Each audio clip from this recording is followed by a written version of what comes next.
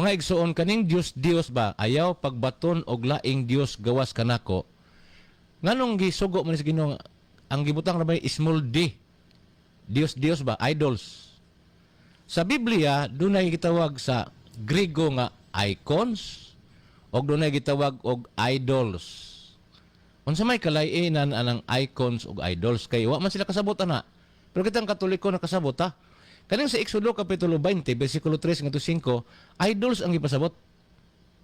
Mo na nga dili ginusugot ang Ginoo anang larawan sa idols.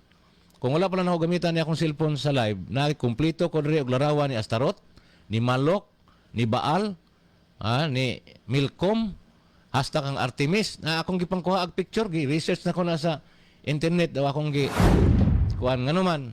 Mao na siyang ilang Dios kaniadto sa mga nasod nga dili sakop sa Israel. Pananglitan sama sa Mesopotamia